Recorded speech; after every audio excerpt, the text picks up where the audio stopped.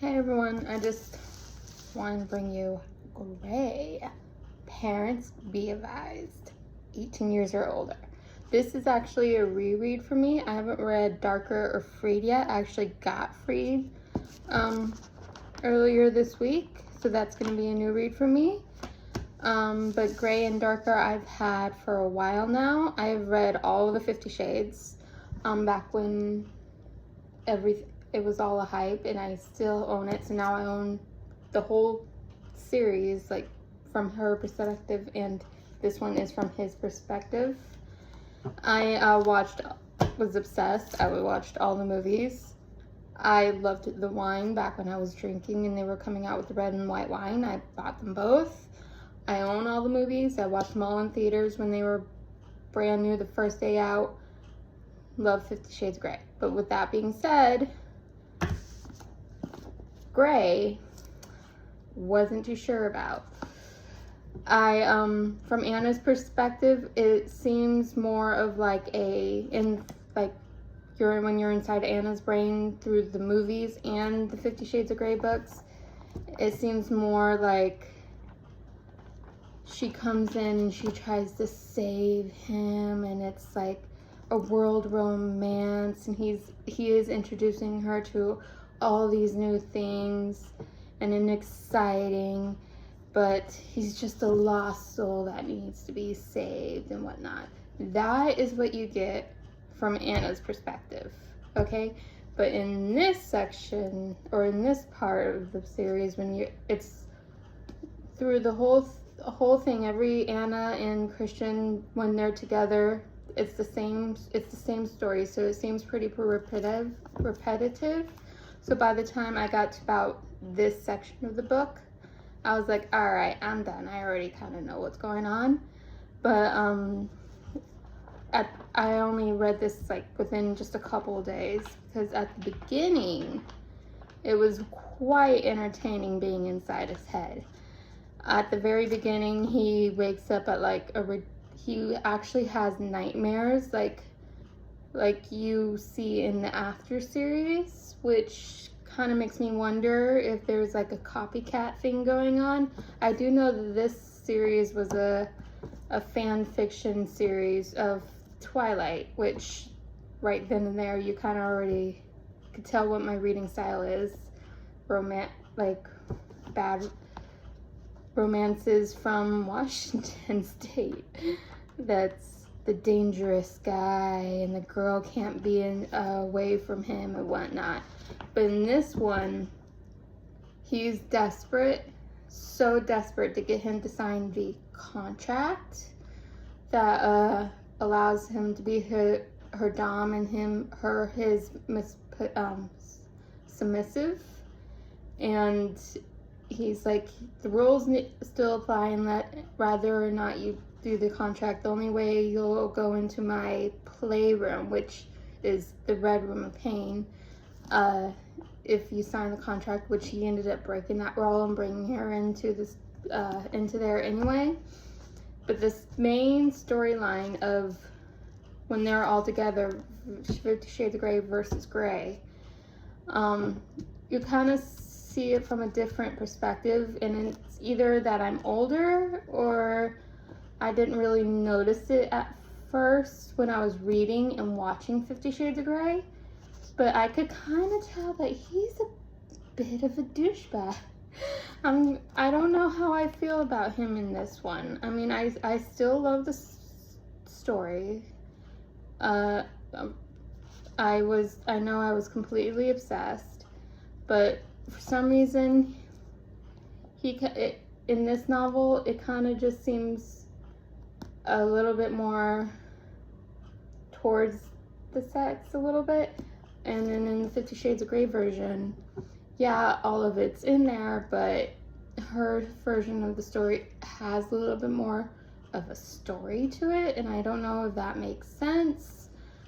But I guess it's because he's thinks about his background, and you get to kind of read about his dreams that he has. So he thinks about his childhood, and this kind of intertwines of why he is the way he is. His childhood, he his birth mom was like a crackhead, and he actually gets adopted by a very rich family. Key there for later. And then one of his friend's moms, one of his mom's friends, as in old enough to be his mom as well, that Anastasia actually nicknamed Miss Robinson. In her real name's Elena, I believe. Elena, something like that. And she basically made him the way that he is. He was her submissive for quite a few years, 15 through college, I believe. So he was definitely an adolescent. So Anastasia, when she finds that out, she's not happy, of course, can't blame her. She is basically a pedophile, and when she says that to him, he gets really defensive and like backs up and defends Elena, which like Stockholm syndrome, if you will. And he keeps saying in his brain, if it wasn't for Elena, I would go down the path of my birth mom and be gone. And it was Elena who gave me money so I can start my own business and be the man that I am today. Which, you know, he could have already done that because, as I said, he had his adoptive parents were both like doctors. One was a doctor at a pediatrician, and the other one was a doctor, but it wasn't, they didn't really specify which type of doctor. And his house that he grew up in was a bloody mansion, which they still own, and it was actually two brother property where it's like two houses and they were right next door to each other. And so he could have easily gotten the money from his parents. So that's odd, and I'm not gonna go in specific of what she made him do because it's graphic. This book is pretty graphic, but it kind of gives you the backstory and kind of shows you the way he is and how he is. And Anastasia comes along and changes the game, but she doesn't really recognize that she's kind of changing him, or he's changing for her, but everyone else around her could see that. Like, a submissive would have never met his mom, and she met his mom when she showed up at the apartment. His home staff and his like at work staff could tell that there's something different, and he's treating her a little different, like sending her flowers and stuff, which he never usually does, and he doesn't see that as a big deal. And towards the end of the book, which is where I kind of stopped and left off because I kind of already knew what was going to happen. Like I said, this is a reread for me, but he ends up going a little too far with her in the playroom, and she basically just ends up leaving him for only about a week. But he's devastated, but they end up emailing, and they email all the time, and it's like all throughout the book. Their whole relationship is just through email, which I don't know if it was like that in 50 Shades, and I just didn't really comprehend. But at the end of the book, they go to the gallery showing of her friend Jose's, the photographer's showing. And at the very beginning of the book, when he meets Jose, it's to get his a picture, and or for like the school that she's going to, because he was talking to the graduation class, and he automatically did not like him. He's like, "Is that your boyfriend?" And then like later that night, she texts him and calls him saying like, "I'm gonna return your books. Thank you, but no thank you. I already have copies of those."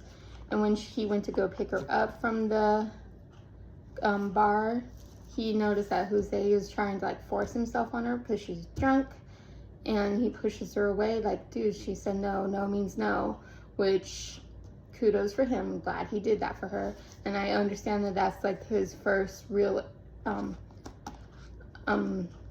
like expression of him, like so he doesn't really like him at all, so that's understandable why he doesn't like that friend. But her friend and her best friend and her roommate, Kate Kavanaugh, and who's actually also his brother's girlfriend, he purposely just does not like her, and he makes that known. And there's absolutely no reason for that at all. Like, she is an amazing friend to Anna, but he keeps saying like, she's not a good friend for you, and yada yada, you two are too different. And in the 50 Shades of Grey version of this book, you don't really, and it's through Anna's perspective, you don't really see any of the confirmation or the conflict between Kate and Christian in their one-on-one conversations. So in that perspective, she's like, oh, but she's my best friend, you don't know. And when she sees that Kate is kind of going after him, and when the one time that she witnesses it, she gets in between them and actually defends Grey. But, you know, I believe, especially after reading this version and seeing their one-on-ones, I believe Kate is just being her best friend, which is a good thing. She's watching out for her best friend. She could see things and see her best friend when he's not around, and the consequences of what he does to her, and like, she just sees the aftermath, so she gets a little defensive of her best friend, which is what a best friend should do. So one time he leaves Anna, sleeps with her, leaves her, and then they email back and forth, and she's like saying like, you just leave me like a hoe, like you just wham bam thank you man in ditch, and you don't stay the night with me, and you just treat me like any other one of your hoes. And so he comes back and wants to like stay the night with her, and then, you know, of course Kate is like really pissed at him because her best friend's crying and it's his fault. And so she's like, you're not allowed in his house, don't go into Anna's room. And she's trying to block the way, and he's like, move, get out of the way. And he's like, why are you trying to keep me away from Anna? And it's like, she's being a best friend, that's what you're supposed to do. And so yeah, and she's always like kind of testing him to see if he's gonna be a good, what she thinks, boyfriend, which once again is what a best friend's supposed to do. But he's like, oh, get off my back, and I'm just, I don't like it. And then on top of that, his older brother met Kate and ends up having a real relationship with Kate. So no matter what, they just see each other all the time. And I actually think that's kind of funny because it keeps him in line. So I like that bit. I'm Team Kate on that bit. And yeah, because she's just watching for her friend, and her friend's completely innocent. Like, she loses her virginity to this guy. So she's just being a good friend. Anyway, I am going to continue with the other series, and continue with this series, and eventually read the other 50 Shades of Grey. And that's why I kind of didn't really say much of the story, and I can't really because it's very graphic. But yeah, and then this, like, the contract of everything is like all of it's in this book. And half of the time I'm just like, okay, I'm just gonna skip a few pages. I don't want to read no contract like that. So like I said, the rest of the main story is in the 50 Shades of Grey version.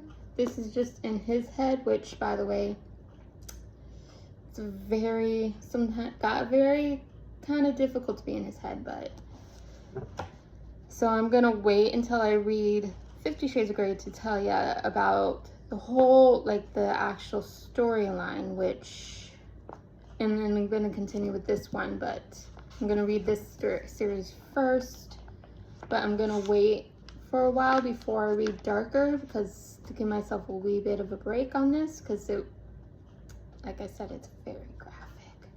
I'm gonna read a few other books before that. Anyway, this is Grey, and then the next one's Darker, and the next one's Freed, and it's based off of 50 Shades of Grey, just from Christian's perspective. And then that is the book I just finished reading. Thanks for watching. Bye.